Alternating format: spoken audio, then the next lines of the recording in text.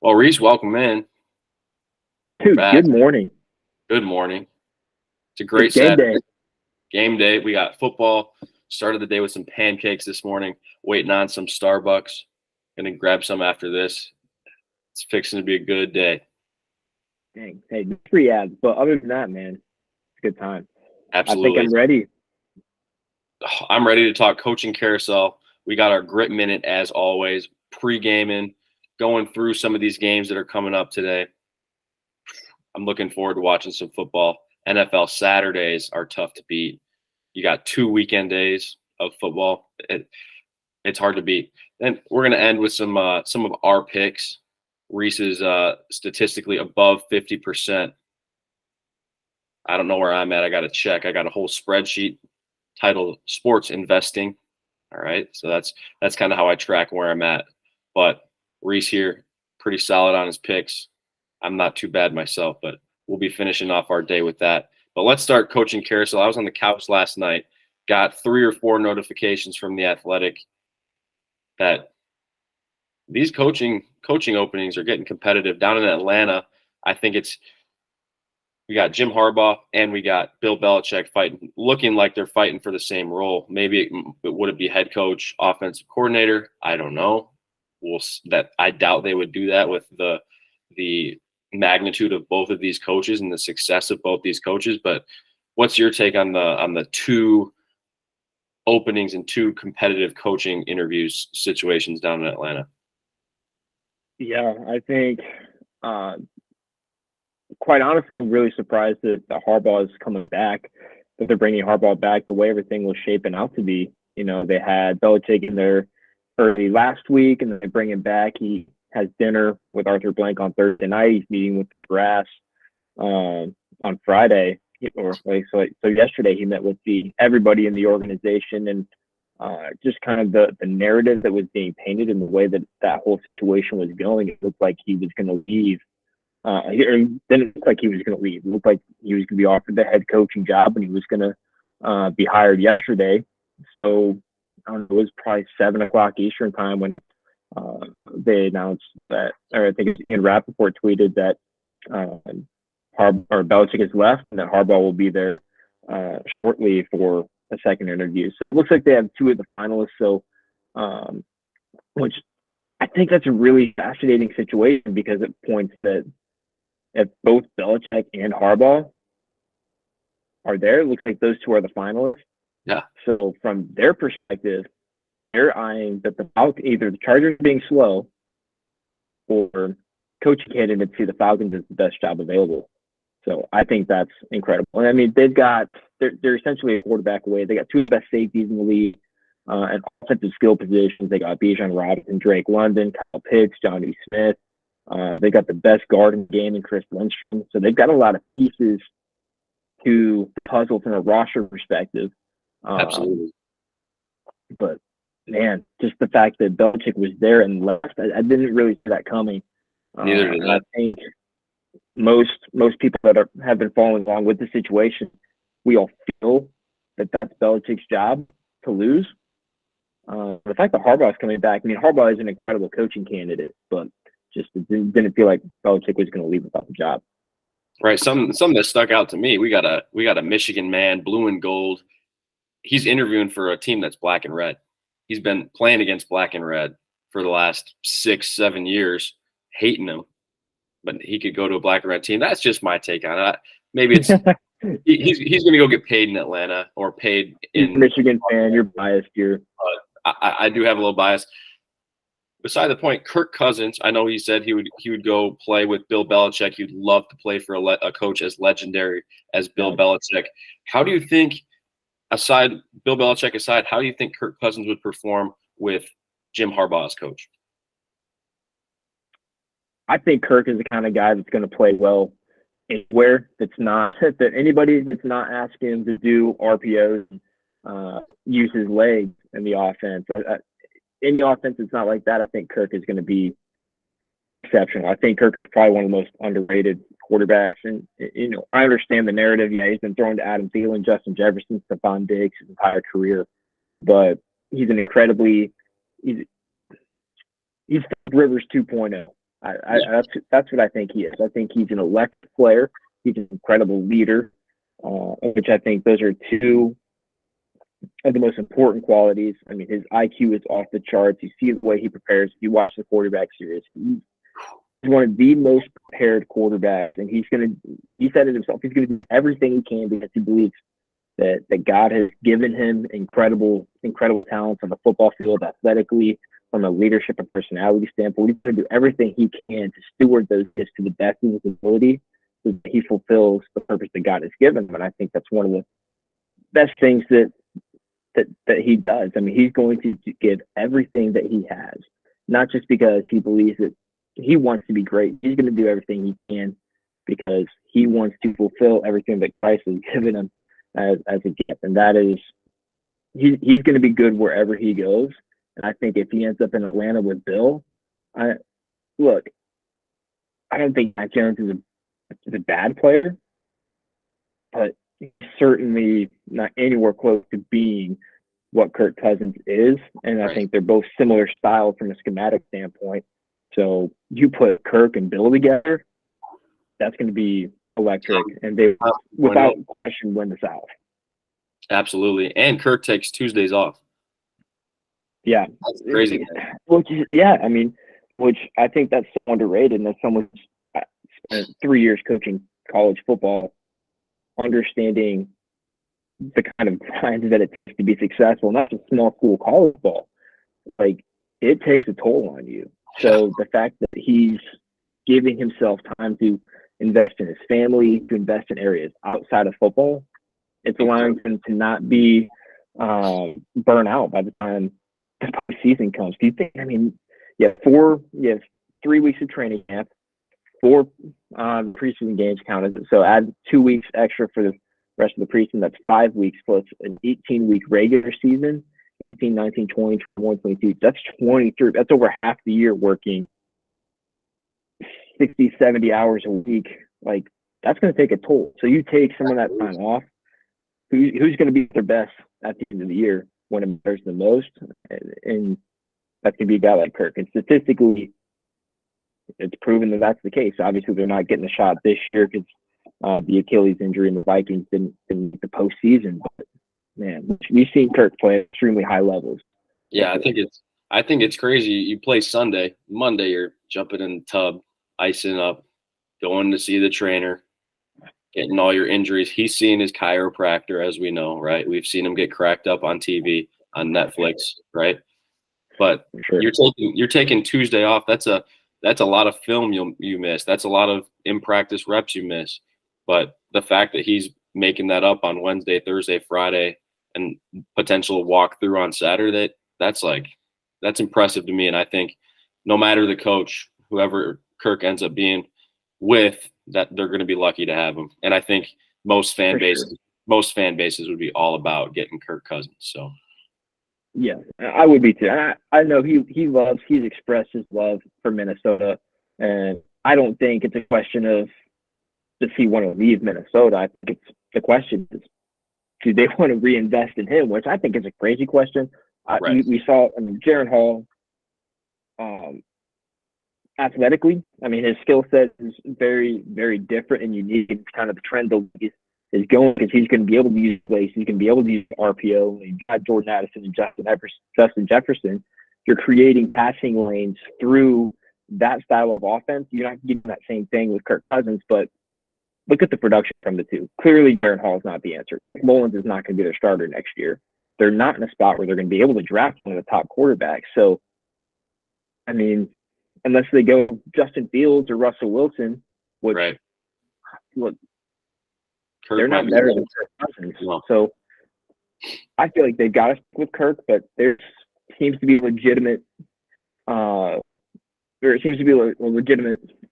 that they're not going to go and pay for Kirk Cousins.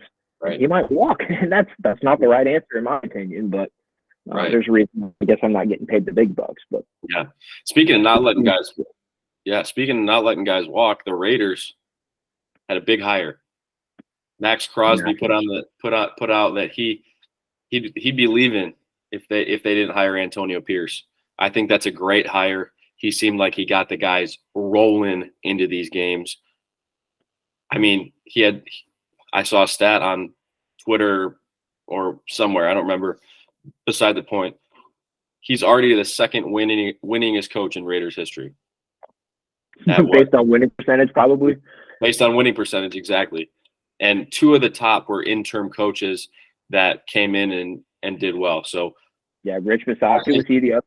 Yeah, 5-4 was his record.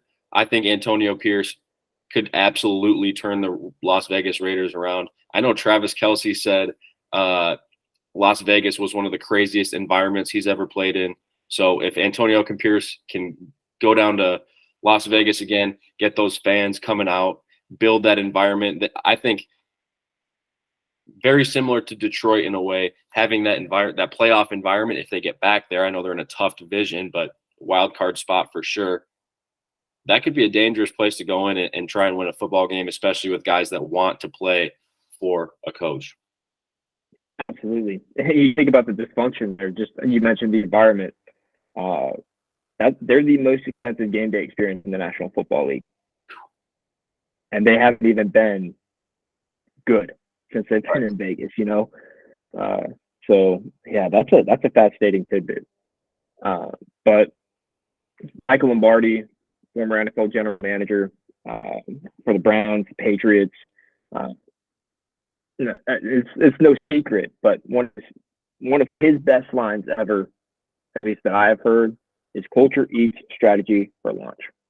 And you look at the Raiders, they had Josh McDaniels. Very notably, this is the second stint. Both coaching jobs that he's had, he didn't even last 2 years, year and a half, both stints with the Raiders and the Broncos. His culture clearly was not it. Now, strategy, one of the best offensive coordinators we've ever seen, is with the Patriots and Tom Brady. He's magnificent from a schematic standpoint. As a leader, he's been historically not that good. So I think you listen to the players. We're not saying that; they're saying that we're the third party here. So don't shoot the messenger. But yeah, his culture has stunk. What did Antonio Pierce bring to the Raiders? Not strategy. He's not saying he's not the best coach, but schematically standpoint, like you got a Hall of Fame offensive coordinator and a poor head coach. You bring in Antonio Pierce, he might be, but historically we don't know yet. Too soon to tell. But schematically, he's not going to be as strong. They lost their offensive coordinator because he left with Josh McDaniels. He was fired. So you have an interim head coach, probably a new offensive. I don't even know who it was, but a guy who wasn't calling plays at the beginning of the season. They come in, they go 5-4. What did Max Crosby? What did all these players say about the Raiders after Josh McDaniels? Culture. He's holding people accountable. He's allowing them to be themselves. They're having fun. They were smoking cigars in their locker room. There were dance parties after the game. They were smoking cigars and having dance parties in Divisional locker rooms. And they were having the time of their lives. Correct. They didn't even make the playoffs. So good for them. Good for them. Who they were with Josh McDaniels, and then in the 9 games with Antonio Pierce, they're off to something. So Pierce is going to be able to build his staff. He's going to be able to do things his way. So they're going to be an exciting team next year. They're going to be an exciting team. And Aiden O'Connell, rookie quarterback, on top of all that. Okay, we'll see how. There's something to be said about what he did there. There's something to be said. Absolutely. Well, jumping back to the NFC here, NFC East specifically, Cowboys and Eagles kept their coaches. As a Cowboys fan, I want to know your opinion. Yeah, fire away. This is your minute here. Go ahead. We have some potential Hall of Fame coaches or just well-known coaches on the market right now. Mike McCarthy might go down as a really good coach, but I don't know if he'll go down as a great coach. I mean, he got to the Super Bowl 2010, won a Super Bowl 2010 with Aaron Rodgers in Green Bay, but personally, I don't feel like Mike McCarthy's has prepared these guys for a playoff game. It's not just another week of football. It's a playoff football game. You have to have another level of intensity, another level of drive, another level of preparation in order to win a playoff game, right? So when you're bringing Mike McCarthy back, if he can't prepare you to win a playoff game, the Houston Texans have won more playoff games than the Dallas Cowboys. And the Houston Texans started in what, 2002? Like, that's ridiculous. That's absolutely ridiculous. They had a whole process of being brought up from an expansion team. Mike McCarthy's coming back. I understand he's a good coach. I understand he called great plays the second half of the season there. But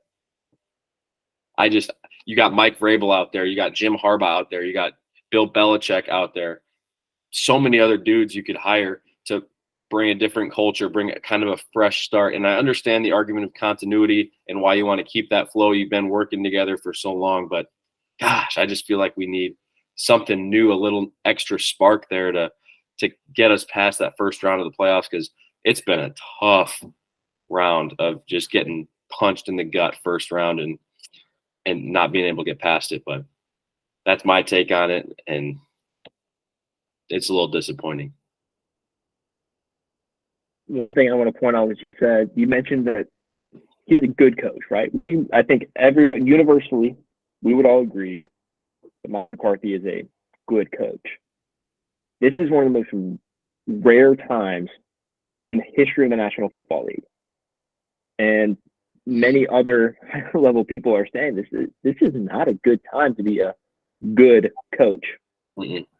Because you have Bill Belichick, without question, the greatest coach in the history of the National Football League. Without question. He's 14 wins away from being the winningest coach of all time. No question. Jim Harbaugh, Mike Vrabel, Pete Carroll seemingly wants to keep coaching. So the list goes on. There are incredible candidates available right now. And I would say that maybe Pete Carroll for sure, Belichick for sure, Jim Harbaugh for sure, Mike Vrabel are all probably better coaches than Mike McCarthy. And another thing, we talked about the importance of building a culture and a winning culture, is what Antonio Pierce is seemingly doing with the Raiders. Why that's such a great, I guess it was still a hire because he was only the interim coach, but why retaining him is so important for the Raiders. The Cowboys fell apart. Yeah. They were falling apart. It isn't even when it was like a 30-point game last week. It was the second drive on. Dak Prescott and CeeDee Lamb were not. They were not on the same page. No. And then even through training camp, Diggs, one of the best corners in the league, was extremely against Dak Prescott. He was picking him off left and right all through training camp. He was talking crap about Dak Prescott to the media all through training camp. Something's not right there. They've got incredible players. Yeah. The coach is going to go set that culture. The coach is going to go set that culture. And if McCarthy's done nothing about it. Exactly. Maybe it's a top-down thing. Jerry Jones, he has to set that tone too. I know he's frustrated. He's sick of losing. He's getting old. He's going to die soon. He wants another Super Bowl. Yeah, so maybe he said I don't know how much longer I've got. That's what he said. Yeah. Man, he's fighting. Get a Super Bowl before you croak, buddy. Jerry, none of us would have blamed you. We're not calling Mike McCarthy's job here, but at the same time, we're saying you got to look at what's available and what you got. What you got ain't bad. What's available certainly better. And it also, on the outside looking in, it looked as if Belichick was like waiting for that job. Yeah. They say Mike McCarthy is returning. Now we're doing the Falcons thing. So what they could have had to where they're at.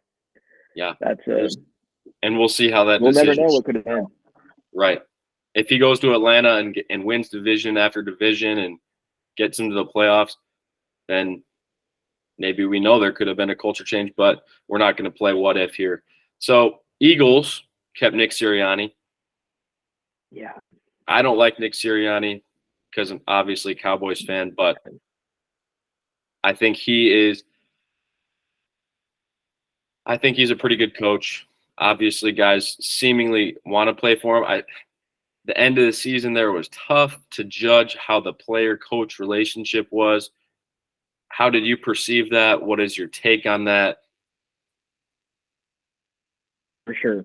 Well, as a Colts fan, I've been very fortunate to kind of see Nick Sirianni grow, because when Frank Reich was hired in Indianapolis, Sirianni came over with him as the offensive coordinator. So I've seen him work with Andrew Luck. I've seen him work with Phillip Rivers. I've seen him work with all the other long list quarterbacks that the Colts have had. So from a schematic standpoint, what the Colts were able to do offensively with probably an underwhelming cast is part of the reason why Nick Sirianni got the job that he has. And remember, so he worked with Frank Reich. We'll get to that in a second. So he goes to Philadelphia, obviously has that absolutely awful, probably the worst open press conference of all time. So we're not going to dive into it, but I highly recommend you YouTubing that, because seeing where he was to where he is now, pretty impressive growth there from a public speaking standpoint. But the players love playing for him. That's very obvious. They love playing for him because he's a very fiery guy. They're a reflection of him up until probably, I don't know, week 12. Mm-hmm. I would say that in seeing the way that things have collapsed there is remarkable. There's no really, we can't put our fingerprint on, or put our fingers on it, like what the absolute number one problem is there. Mm-hmm. But you look on the sideline, AJ Brown is yelling at Jalen Hurts, and then Dallas Goedert last week was very vocal. ESPN showed it probably 3 or 4 times. Dallas Goedert was sitting there on the bench. They were looking at the iPads. He yells at Jalen. Jalen doesn't look at him, but it's very clear that Dallas is yelling at Jalen Hurts. So, like, is Jalen Hurts the problem? I don't think. What we know about Jalen Hurts, I mean, he's a culture guy to a T. Like, Yeah. He's the guy. So maybe from a performance standpoint, they're losing faith in Jalen. Maybe he's not making the right reads. We have no idea, but something is falling apart there. And now we see that happening. We're going to point to the culture. What's the problem there? And I mentioned he was under Frank Reich in Indianapolis. And the number one thing that they mentioned about Frank Reich when he left Indianapolis was the culture fell apart. He wasn't holding players accountable. Yeah.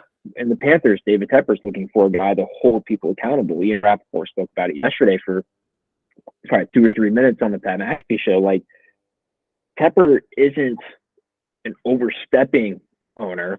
He's looking for someone to hold people accountable, and that's not what he's been getting. That's not what he got with Matt Rule at the end. That's not what he got with Frank Reich. Right. Frank seemingly more of a player's coach. Nick Sirianni seemingly more like a player's coach. And people, when being a player's coach isn't necessarily like the coolest or the greatest thing, because you're more buddy with players. You're looking out for the players. You're holding them accountable. That's kind of the perception that comes with that title. Yep. So maybe that's what we're getting in Philadelphia. When you're not holding players accountable, things tend to slip. And when one thing slips, they all slip. Maybe that's what's going on in Philadelphia. So hopefully they can get that together. But I think I have an outside of the box approach for you on this one. So remember our guy Tommy DeVito, fellow Italian of Nick Sirianni, right? Mm-hmm. Nick Sirianni was holding that Italian up there, you know. Yeah, the gabagool. Yeah, he was holding it pretty high. Tommy DeVito down the road in New York, he was balling out for a little bit. I know he ended up getting benched, but when the Eagles started going down, the Giants started going up. Tommy DeVito stole the Italian Stallion title from him. They beat the Eagles. Yeah. DeVito beat the Eagles. Yep. He did. So when DeVito beat the Eagles, he took that confidence, that Italian macho from Nick Sirianni, and it's downhill from there. Nick Sirianni didn't show that same confidence in his guys that he showed from their 10-1, 11-1 start. Yeah. Which is so much has to be going on behind the scenes, because it's a historic collapse. They won one of their last 6 games, and I think that one was the second time they played the Giants. I think they lost to the Giants the first time they played. They split with the Giants. So whichever one they won, I mean, that was their one. And they were 10-1 beforehand, so they were able to backdoor their way into the playoffs, kind of like the Steelers did. But man, we'll find out probably 2 years from now, or whenever Sirianni's tenure ends, whether he picks it back up, and that 6 years from now, we'll find out what happens, or whether this carries into next year and we learn about this a year from now. Whatever's going on there, it's not good. And Agreed. hopefully be able to fix it. Because I love Sirianni. I would take him back in Indianapolis. I'd be very happy if he came back to Indy. I can see it. I could see that. Yeah, what he would do, him and Steichen could do with Anthony Richardson would be ridiculous. But we'll find out at some point what's going on. It's going to blow our minds, I'm sure. Absolutely. There's one more head coaching hire, Drew Mayo to the Patriots. I don't think we went over that one yet. Oh, yeah, that's a good one. Drew, what do you think about the succession plan that they had? So Bill Belichick, I think this was a year ago to put it in. I think so. It was in Gerard Mayo's contract, right? I saw something on that, how he would be the next man up. And in his press conference, he addressed, I'm not Bill Belichick. I'm going to do it differently than Bill Belichick. I really like that because New England has expectations. New England knows the Patriot way, which I think is dead, by the way. Players coming in are younger. Obviously, new players are younger, but that also demands different coaching styles, different ways of looking at things. So Gerard Mayo coming in, having that different culture than Bill Belichick, still holding guys accountable, still getting on him when he needs to get on him. It's going to be different than Bill Belichick, but I think that's going to be huge for players. Obviously, first head coaching job for him. So similar to Antonio Pierce, we're going to see how it goes, but culture eats strategy for lunch. If he can build that culture in New England, build that back to what it was when Tom was there, it's going to be different, but it's still going to be a good culture. If he can build that back, get a quarterback that's a little bit better than Bailey Zappi or Mac Jones, they'll be in good shape. For sure. I think you hit the nail on the head there. I think the biggest thing for him is like the biggest concern for me, as soon as it happened, I was like, man, so they're going to try to do the same old thing. And having a little bit of experience in the coaching world with my 3 years coaching in college, like you cannot be the guy before you because you're not him. We're all one-on-ones. God gave us each different gifts, different personalities. So if he tries to be Bill Belichick, this is going to be an utter disaster. But the fact that he came in right away and said, look, I love Bill. I can't be Bill. I'm not going to be Bill. This is not Bill's team anymore. This is my team. So he's going to run it his way. Bill O'Brien's now the offensive coordinator at Ohio State. So he's gone. So it's going to be a different offensive system. We'll see. He offered jobs to Belichick's son, which is, I think, incredible. That's a bold move. But seemingly they're going to hold off, wait and see where their dad goes before they make a decision on that. Because they'll probably go with him. So it's going to be a new machine. Obviously, they're going to have to bring in a quarterback. It's going to be a new offense. And this is a guy who knows how to win. He knows what winning looks like. I think the only time he won a Super Bowl, though, he was injured. Because he was on that second. He wasn't with Brewski and Vrabel and those guys. He was the next generation of Patriots greats, and where they went to multiple Super Bowls, but they only came away with one ring, and that was the one against the Seahawks. Yeah, so, goal line interception. Yeah, so I think that I was weary at first, but now the way that he's seemingly handling the situation, going to do it his way, I think they're a lot better of a spot than they were a week ago when this news came out. I'm positive on him. I think he's the youngest head coach in the league now, by the way. Yeah, because Sean McVay was a little sad or reluctant to lose that title. He was talking about. Someone's been there for what, 4 years? I don't even know how long he's been there now, but it's amazing that he was still the youngest. Amazing. That's crazy. But speaking of some AFC foe in your Los Angeles Chargers, I've got some. Let's go into our grit minute, Reese. Let's go into our grit minute. We've got. I know you've got an AFC guy that you're gonna get into a little bit. So, how about you start us off for our grit minute? For sure. All right. So, at the time we're recording this was prior to the divisional round of the playoffs. Here's the deal. I'm going to go with Josh Allen and the Buffalo Bills. They're currently in a spot right now where they're going to play big bad Patrick Mahomes. I'm backtrack here. All right, so you think of the greatest dynasty in the history of the National Football League, you think of New England Patriots. When the New England Patriots were at home in the playoffs, nobody outside of Joe Flacco was able to go in there and knock Kings off their horse. All right, to be the best, you've got to beat the best, and nobody could go into New England and knock off the Patriots. The only time the Indianapolis Colts and Peyton Manning were able to beat the Patriots was 2006 when the Patriots had to go to the RCA Dome and play in the AFC Championship. They went on the road. Colts came out victorious. They ended up winning the Super Bowl. Every other time Peyton Manning and Tom Brady faced off in the postseason while he was in Indianapolis, they were never able to beat them on the road. Peyton Manning with the Denver Broncos. Patriots would go into Denver. They wouldn't beat the Broncos. When they were on the road, they weren't able to take it home.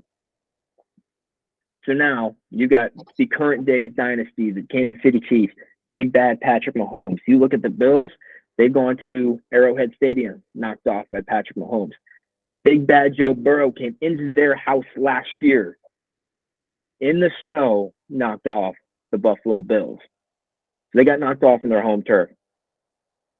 This is their time to right that wrong, win at home against bad Patrick Mahomes and the Kansas City Chiefs, who are currently the best. If you want to be the best, you got to beat the best. This is their day to make history. This is their day to knock off the defending Super Bowl champions and host potentially AFC Championship at Highmark Stadium in Buffalo. But to do it, they've got to fight their own demons, get rid of them, and do their thing. So this is Josh Allen's chance to put his name in Buffalo lore forever, because he's no question one of the best quarterbacks in the league.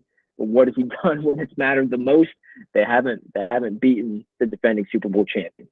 Right. They lost to the defending champs, the defending conference champs in the bank the year before, and now he gets to right that wrong. Remember the last time they played in the playoffs, this is that 13-second game where Patrick Mahomes went down the field at the end of regulation, scored, got the ball first in overtime. Josh Allen never got to touch the ball. That's why we now have that new postseason rule. This is their first time meeting in the postseason since, and they get to take it home.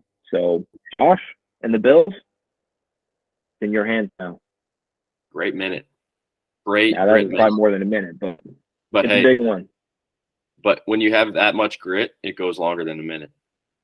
That's right. That's right. There we Drew, go. what do you have for us? Boomer Sooner. Baker Mayfield showing some grit. He gets traded to the Panthers. Nobody wants to be traded to the Panthers. Not the best organization right now.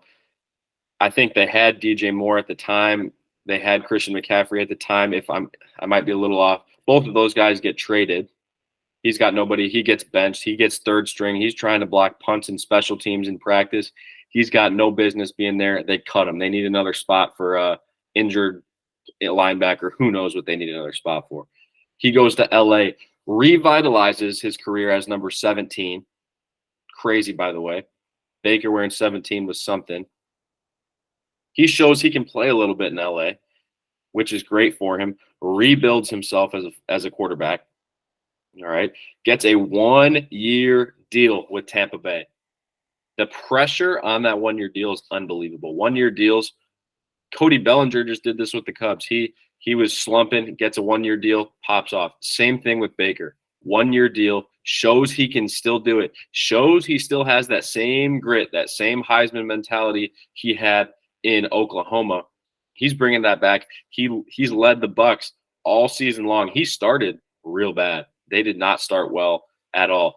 But he said, I'm going to get these guys behind me rolling. And he did. He got the guys behind him. He won football games, gritty football games, games where they needed to be tough. And he's got them into the playoffs. He got them a playoff win. He's joined some Hall of Fame names as a quarterback to win playoff games with multiple teams. And that list was all Hall of Famers. I couldn't tell you the exact names. I don't want to be wrong on it, but I know it was all Hall of Famers. And you're telling me that's not gritty, winning the NFC South, winning a playoff game. Now he's got to go into Detroit. If he wins this football game, we might name the Grit Minute after him. Yeah. I got Baker Mayfield for my Grit Minute this week. He's got a lot on the line, but he's showed that he's got a little grit in it. So I love it. Yeah. He's a guy that loves adversity, seemingly. Loves adversity. Absolutely. It doesn't phase him. So that's a huge one. Huge game this weekend for Baker. I think on a 1-year deal, he's getting an extra $250,000 per win based on his contract. I think so. I think that's his postseason incentive. I think he's good for you, Baker. Cashing in. Making the playoffs was an extra, what, $2 million? I do think there was I don't know. It was $1 million. I remember seeing that there was a bonus for him, but I don't remember what it was. But either way, hey, congrats, Baker. So give the bonus for making the playoffs and then the bonus for the win. Yeah, he's cashing in.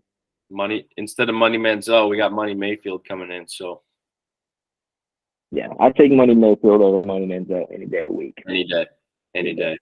Johnny Manziel, hope you're doing well. All right, speaking of our Baker Mayfield and our Tampa Bay Buccaneers, who you got? Lions Bucks this week. Yeah, we'll pick these games against the spread here at the end, but look, I think it's gonna be a high scoring game. The Bucks or the Lions seemingly have one of the worst defenses still remaining. They're giving up they're 27th ranked defense and giving up yards per play. So they throughout the season they were only giving up 5.6 yards a play. And the last 3 weeks of the regular season and then seemingly last week as well against the Rams, they were averaging 6.7 yards a play. So their defense, when they need to be playing better, they're seemingly playing worse. So I think that's a big thing to think about. You think about the weapons, Baker, Chris Godwin, Rashad White, Mike Evans.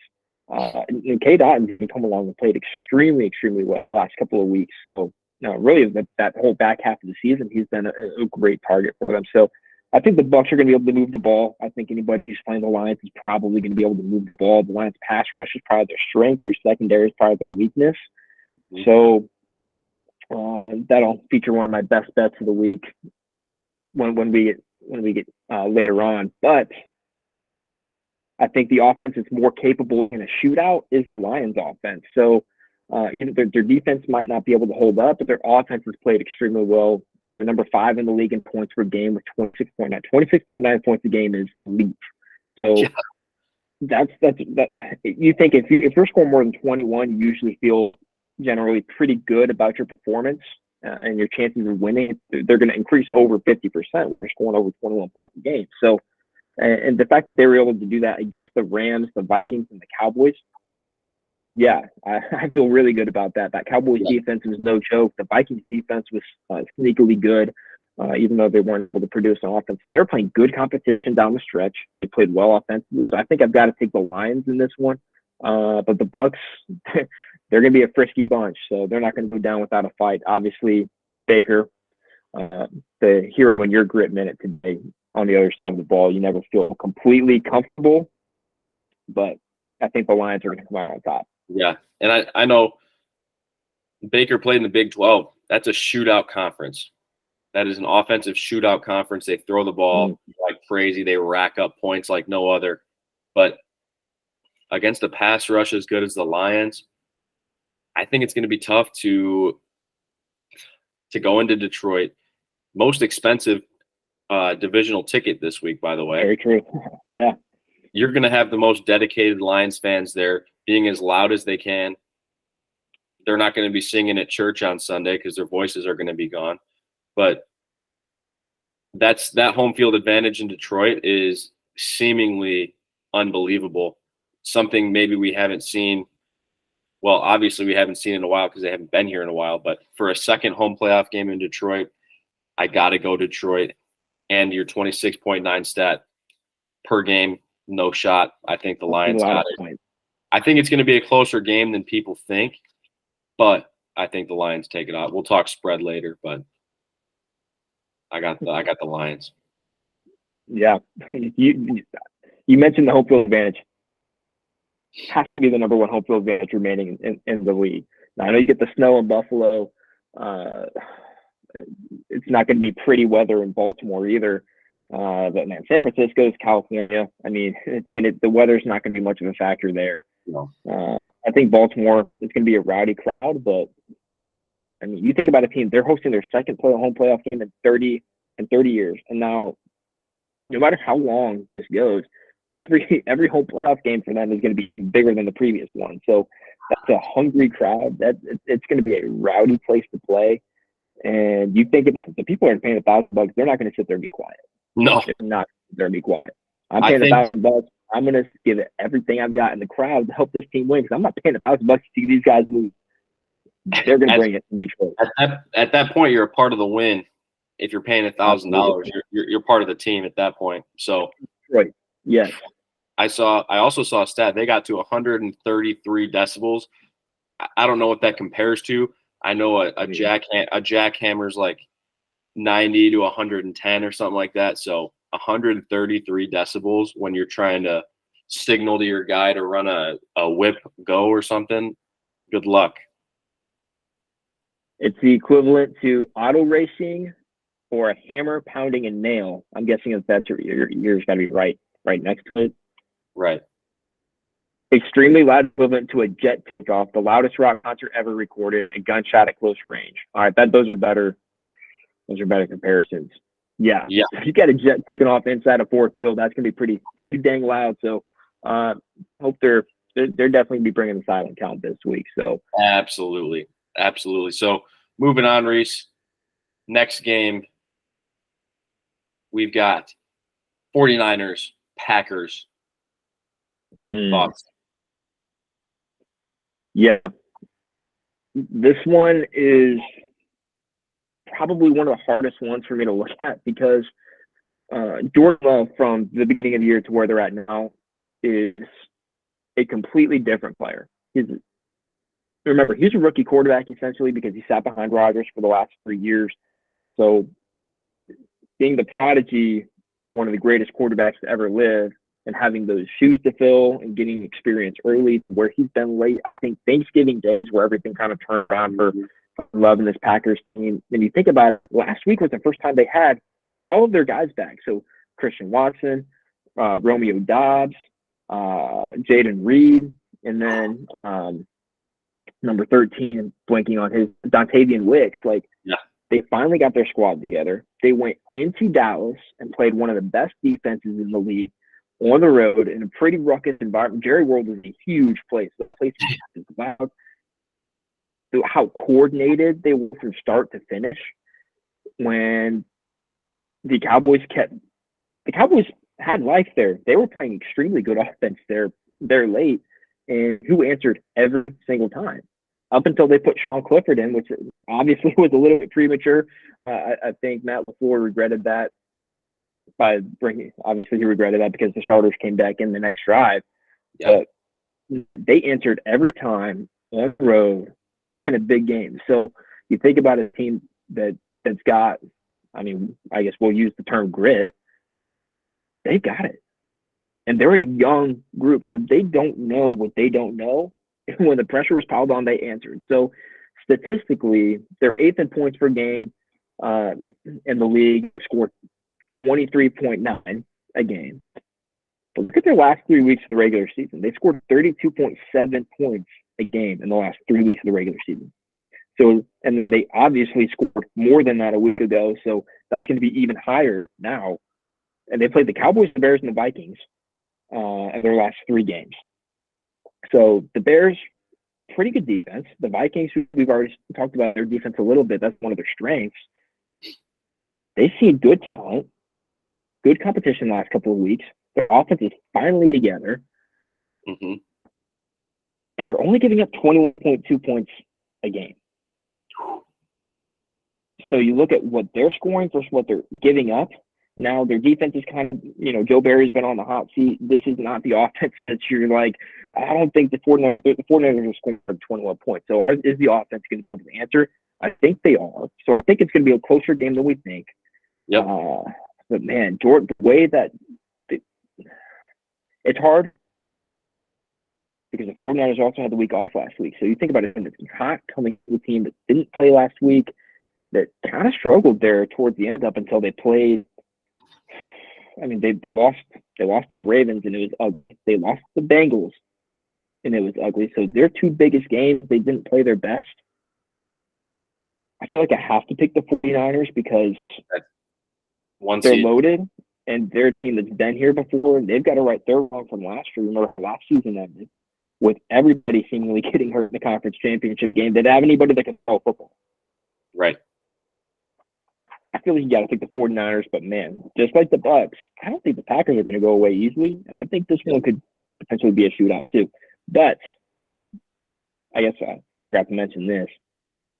Who's the second best defense in the league? It's Fred Warner and the 49ers.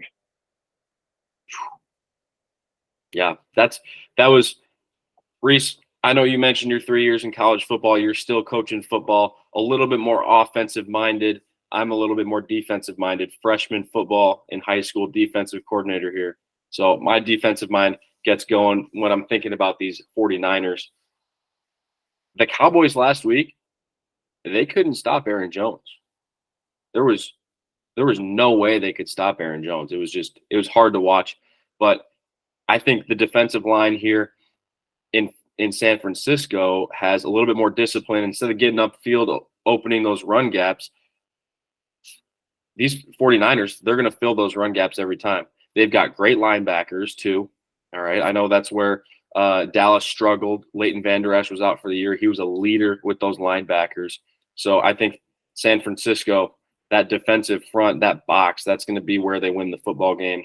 If they hold that box firm and don't let Aaron Jones get going or A.J. Dillon get going, there's no way they don't win the game, in my opinion, because their 49ers are going to outscore the Packers, in my opinion. All right, they have weapons all around.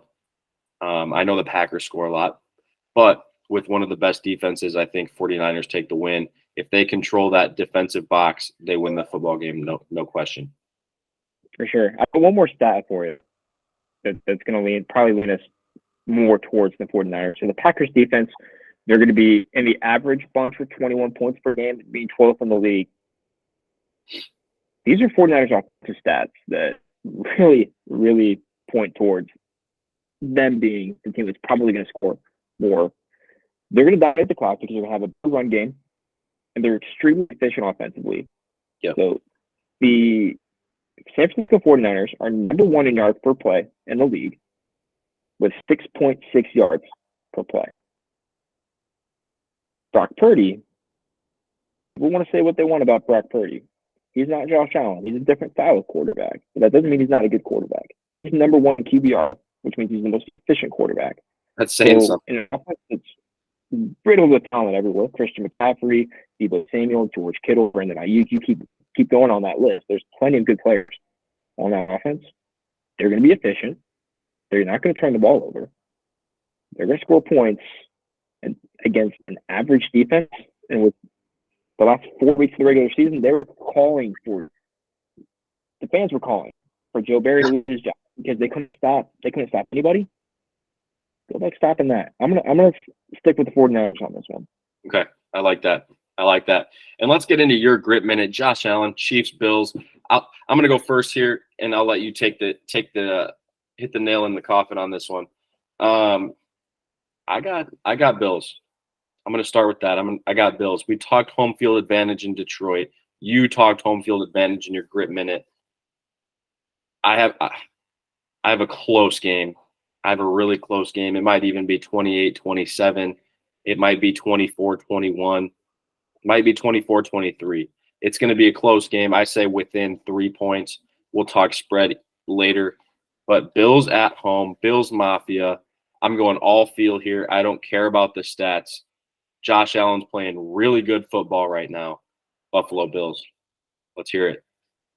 Yeah, I understand. So they already played this year. They played probably in the beginning of December. The Bills won 20-17, so it was a 3-point game. So that was in Arrowhead. So now they'll be back in Buffalo for this one. Obviously, the weather probably not going to be that much of a factor because these are both outdoor teams. Obviously, what the Chiefs went through last week, and then we get 27 degrees. And the Bills obviously playing in the snow on Monday. No, I don't know if it's in the forecast for today, but they were obviously the fact that they have to have fans come and shovel out the stadium blows my mind. I absolutely love it. It's great for the fans. And if I were a Bills fan, heck yeah, I'm going to go get paid $20 an hour to go shovel snow. I'm gonna try to be a part of that win. Yeah, absolutely. So I don't think the weather is going to be much of a factor. These are both teams that know how to handle it very well. Here's the thing. The Chiefs have one of the best defenses. They're only giving up 16.7 points per game, and they only gave up 12 points per game in their last 3 regular season games. So I think generally speaking, public is like, Chiefs, they've Patrick Mahomes. They're always like, remember the Chiefs with Patrick Mahomes and Tyreek Hill and Travis Kelce in his absolute prime. I think Travis Kelce is still pretty good, but yeah, old school Travis Kelce, best tight end probably we've ever seen, probably better than Brown. So what we historically know the Chiefs are, they're going to score 60 points a game. That's just kind of like when we think of the Chiefs, that's the team that we think about. This is a different team. This is a defensive team. They have the second best defensive league based on the points they've given up. They've got an incredibly strong pass rush with Chris Jones. L'Jarius Sneed is one of the young star corners in this league. It's going to be, he's obviously going to be on Stephon Diggs. He's the guy that shut down. He didn't just shut down. He was putting Tyreek on the ground. One big play, but you think about this Chiefs team. It's a different team now. Offensively, it's like, hey, we're gonna get after the quarterback. We're gonna shut down the run. We're gonna make anybody but Travis Kelce beat us because we watched Marquez Valdez-Scantling drop a game. We watched Justin Watson drop too many touchdown passes. Like they're letting these guys go. And obviously, it's led to some of that frustration that we're seeing on the sideline with Patrick Mahomes, and it's why he's just like he's calling for the rest. So, like, please help me out because these guys can't catch the ball. And that's what defensive coordinators have noticed around the league. So their team's going to have to play with the lead. I don't think the Chiefs are built to play in a shootout. And we look at the Bills, it's the opposite. Like they've got a solid defense, obviously riddled with injuries. So Matt Milano being one of the biggest losses they've had for them. The Von Miller situation is kind of iffy. So, but man, Josh Allen and the Bills are 6th in points. They're averaging 26.8 points a game. Like, and then defensively, they're 4th in the league. So they got a better offense. Their defense has performed at a higher level, giving up only 18.2 points a game. And Josh Allen is 3rd in the league in QBR. So he's playing extremely efficient. He's playing his best ball. But now he has a lot of interceptions to his name, but he's also scoring way more. So I think you got to look at the Bills. They're going to be explosive. They've got Stephon Diggs, who might be taken out of this game with L'Jarius Sneed because Sneed is that good. Yeah. But who else do they have? They've got Dawson Knox. They've got Gabe Davis, Khalil Shakir, Dalton Kincaid. Their running game is one of the best in the league with James Cook and what he's able to do out of the backfield. So I think when we look at this, I think the Bills are playing at home. I think they've got the weapons. They're going to be able to keep up with Kansas City. I think they're going to put Kansas City in a spot. If they get up early, we might be looking at a potential blowout because the Chiefs are just not a team that they would be high-powered. Now, if they can give the feed Pacheco early and kind of let their run game keep them in it, that would be the way. Then we're looking at a game that kind of favors the way the Chiefs play, but the Bills are a team we thought last week. They can score back to back to back, and they can score fast. So they can pile them on you. I think I got to take the Bills in this one. I love it. Reese, last game of the week, we got a 1 seed against, I believe, a 6th seed. AFC South. 4 seed. They backdoor their way into a 4. Yeah, 4-5 game. 4-5 game. I know you hate the Texans. CJ Stroud has been balling out of his mind. He's got some great weapons. But Lamar knows that it's time for him to win some playoff games and to maybe win the big game in February. Like, that's the one thing, just that knowing that Lamar knows it's time, he's going to come in more prepared than anybody on the field. He's a veteran at this point. He can still use his legs. He's still a weapon. they still have weapons throughout their offense. I haven't watched them play because AFC is not really in our NFC North bubble, right? You're more in the AFC area in Cincinnati. But overall, I think Ravens are going to take it here. I haven't seen them play enough to make a completely educated, I'm going to say, gambling decision on them. So I probably won't put money on this one. But that's something you can touch on later. But I got the Ravens. C.J. Stroud is probably just going to get slowed down by a typical Baltimore defense, and I think Lamar's just not going to slow down. They might put up 40 points this week. Yeah, this Ravens team's a bust. They're going to be a hard team to knock off, especially on the road. But you mentioned C.J. Stroud is playing some of the best football. Talk about over the course of the season. Obviously, he's a rookie, so it took him a little bit to get off to a hot start. He obviously missed a couple of games with injuries. But this Titans team is a different team when he's on the field. When he went into Indianapolis in Week 18 on Saturday night, Monday Night Football, you talk about his guy that put the team on his back and made the biggest plays in the brightest moment. This guy is unfazed, unflappable, and he's obviously an incredible leader. So this is a guy that's able to rally his team. D'Amico Ryan is a guy that's obviously we've seen the clips from what others have been saying on the sideline to NFL films and what they're dropping out. This is a team that is going to be different than who they are statistically. Because you look at the stats, I mean, they're 11th in points per game, they're 10th in points per game allowed, they're 12th in yards per play, they're 14th in yards per play given up. That's not how they played. You look at them last week, they beat the snot out of a pretty tough and gritty Browns team. Yeah. Scoring 2 defensive touchdowns, that's not showing up on the stat sheet. So this is a team that's going to be better than who they are because of what their culture is and the way they're playing as of recent. They believe in their quarterback. They believe in their coach. They're going to be incredibly well prepared. On the contrary to that, I think this is where they get their match. I think this Ravens team is one of the best teams we've seen in the league in years. I think they're better than any of those Chiefs teams. Offensively, they are 3rd in points per game, and they're winning in multiple different ways. Lamar has historically been, it's like, you know, Lamar is a great runner, but I don't know if he can throw the football. Or, like, that's not who this team is. Lamar can win this game with his arm. He can win this game with his legs. He is the MVP. So, all of their different facets. Houston's losing guys on defense. Man, this defense, you're going to get C.J. Stroud fits. This is the best defense in the league. They're 1st in points per game allowed. They're only giving up 16 points a game. So we talked about earlier, the threshold is 21. If we score 21 points, man, we're going to win. This team is scoring more than 21. They're scoring 28.4 points a game. And this is the game. This stat here includes the game where they played their backups. In the last 3 weeks, they've scored 33 points a game. So they're giving up 16, and they played the Miami Dolphins, one of the best offenses, most explosive offenses we've seen in the league. That is included in this stat. You know who else is included in this stat? The number 1 offense in the league in the San Francisco 49ers. And guess what? They're giving up 16.5 points a game.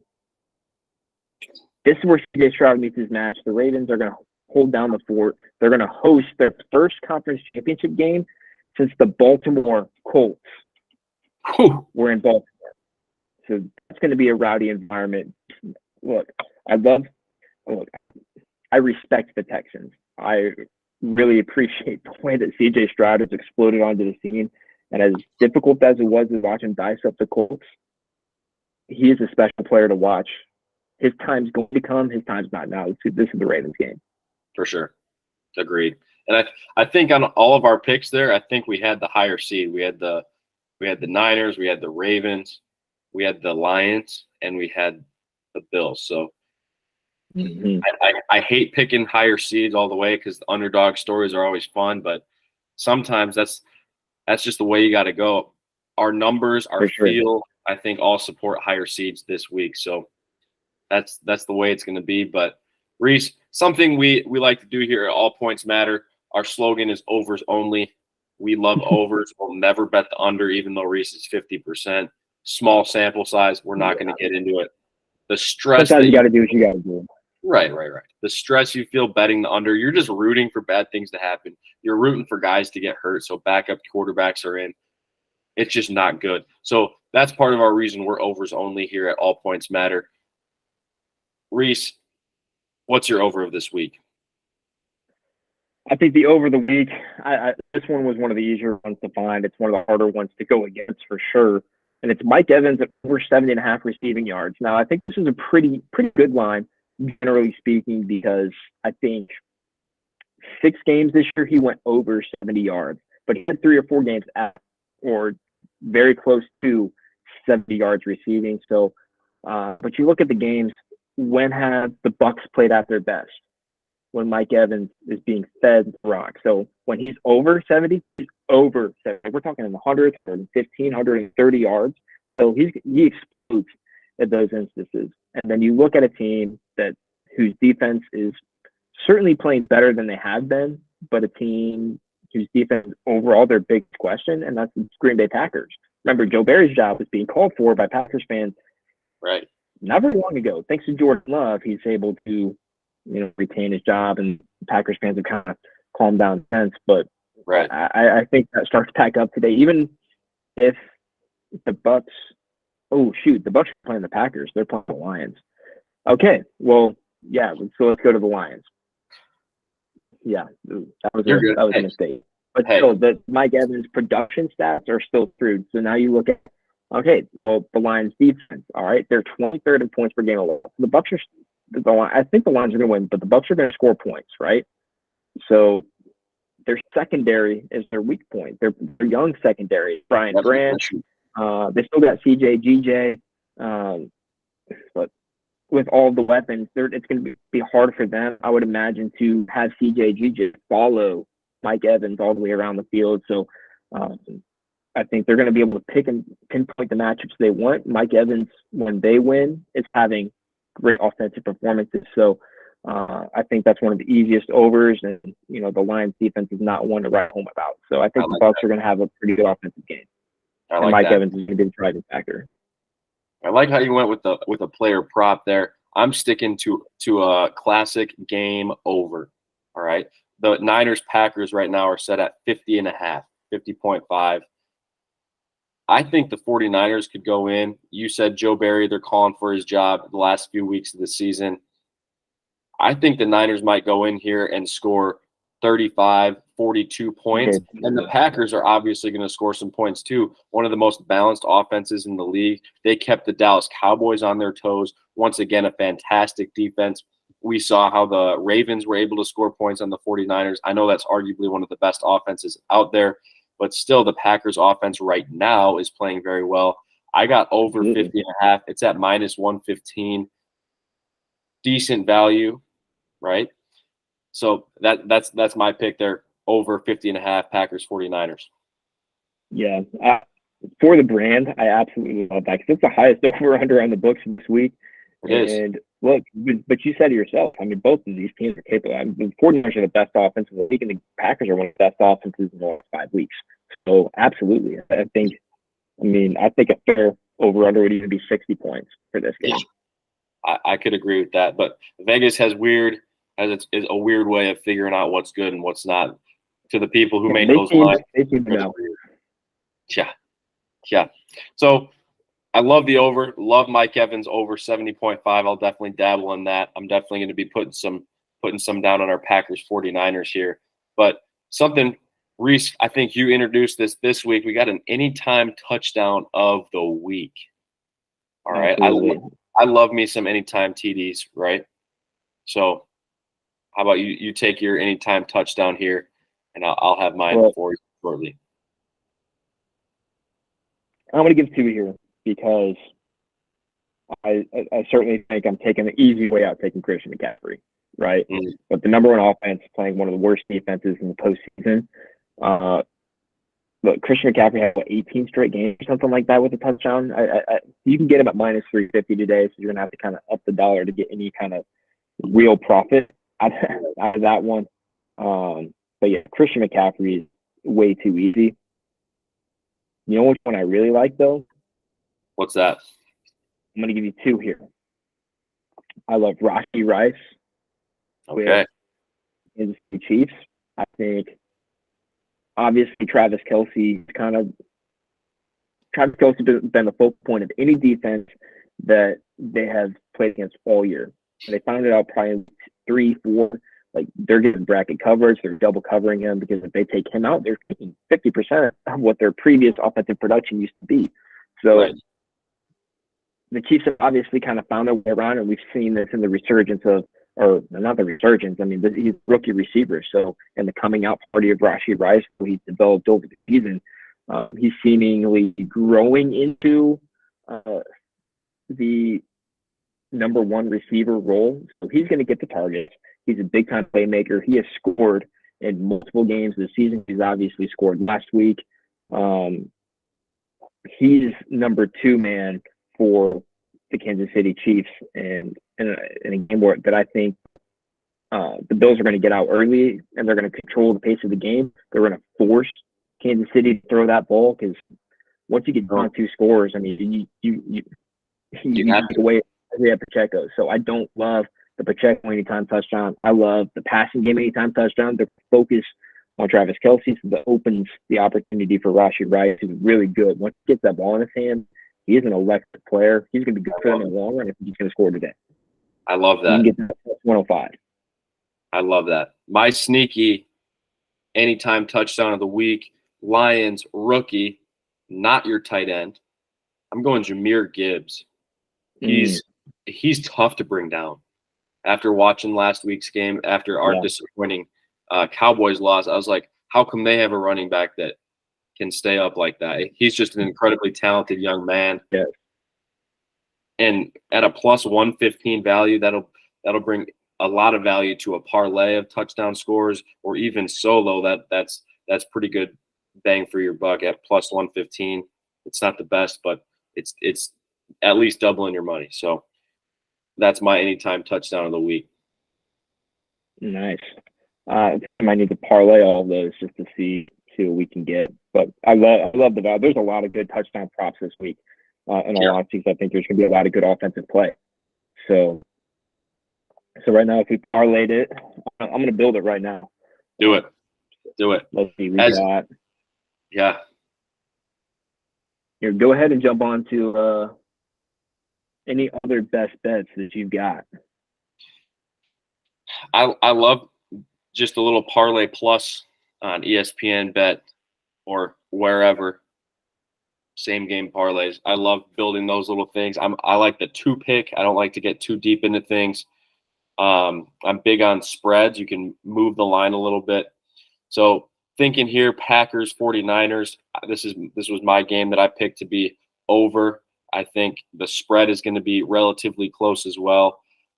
It's currently set at plus 10, minus 10 here for the single game parlay. But overall, I think the Packers are going to be within 10. I think the Packers are going to be plus 10. If we build that with our Christian McCaffrey anytime touchdown scorer right there, we are at a plus 205, which is great value. That's double your money and some. All right. Triple your money, actually. So I'd say that's pretty good value. I'd go Christian McCaffrey to score plus Packers plus 10 for our night game today. So absolutely, just something I threw together there quick. What you have a value yet on your parlay? So my other best bet, and I thought about this for the overs potentially, but it's extra passing yards. So on DraftKings, you can get it for the line is set at 235.5. And you look at his last couple of games, Indianapolis, a playoff game, 264. 2 games where he was injured, so we're going to skip those. But then you got Denver threw for 274, Jacksonville 304, Arizona 336, Cincinnati 356, Tampa Bay 470. You get CJ Stroud at over under 235 passing yards. You got to hammer the over on that one. So I guess it's supposed to be windy in Baltimore today, but 235 for a guy that is pretty consistently in the 270 to 300 market. That's one of the easiest bets you can find on the books. Overs So, only. over only 235.5. If you're taking the under on this, you're delusional. Yeah. Or you know something that we don't. Absolutely. CJ Stroud is the best ball of his career. And this has got to be one of the lowest over-unders for his passing yards of the season. So that's one of the best that you can find on the books. Drew, let's go ahead and pick these games against the spread. We can start with the first one today. Let's do it. Ravens and Texans. Ravens, I don't know what Texans. you're looking at. I'm looking at plus 9.5 for the Texans. Ravens minus 9.5. Yep, that's exactly the spread I see. Both valued at minus 110. We're not talking value right now. We're just talking against the spread. I think going into Baltimore, hostile environment, I say the Ravens win by 10 even. So I'm taking Ravens minus 9.5 today. Their defense might shut down CJ Stroud. I think he still gets over 235, but they might have a costly turnover here or there that will boost the Ravens to over 10 points there. Yeah, I got to be with you here. Look, love the Texans. I think they're a great story. I love CJ Stroud. But man, this Ravens team is, I think, probably the best team in the AFC. They would be, if you were asking me today to pick a team to go to the Super Bowl for the Ravens. They are good in every facet. Yeah, I think CJ Stroud's going to throw for $1 million, but yeah, I'm going to take the Ravens minus 9.5. I think that's one of the easiest bets. The rest of the way, I think it's getting pretty dicey. So, absolutely. Let's jump into our night tonight.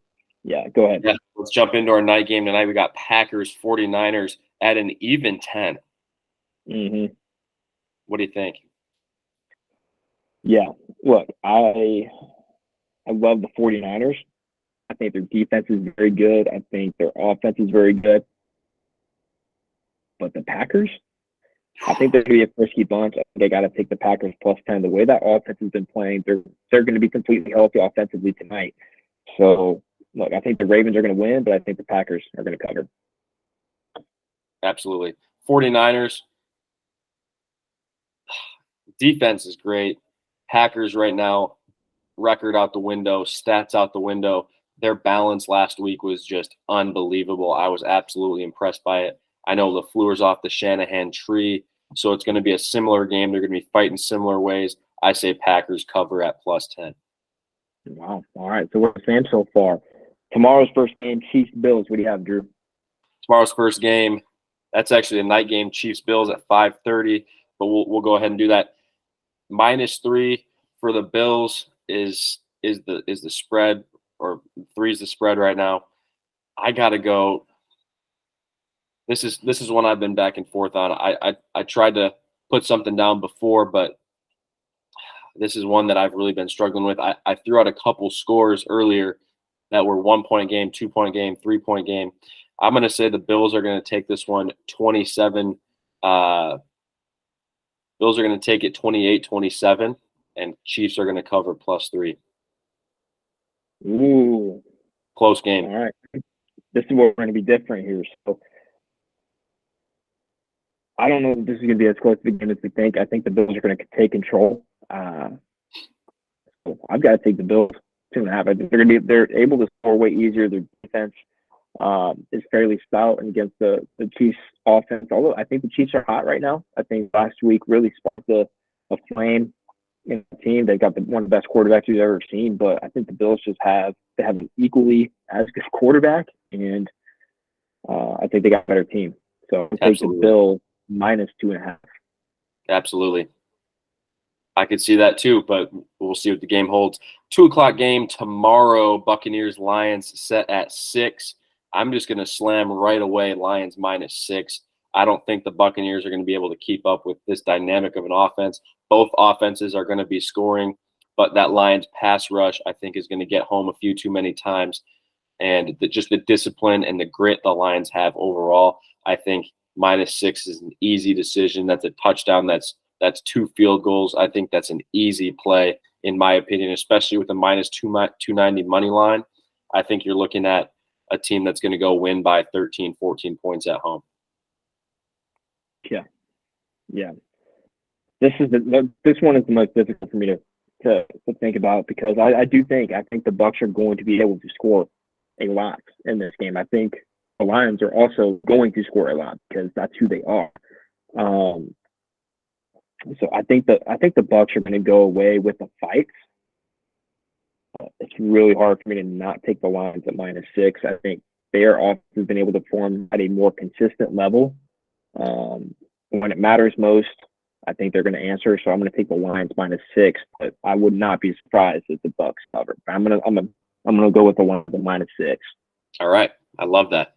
Well, Reese, we'll get you our picks out on our socials on Twitter and TikTok later today, so our listeners can see those. We'll have our overs of the week. We'll have our spreads, and we'll have our anytime touchdowns.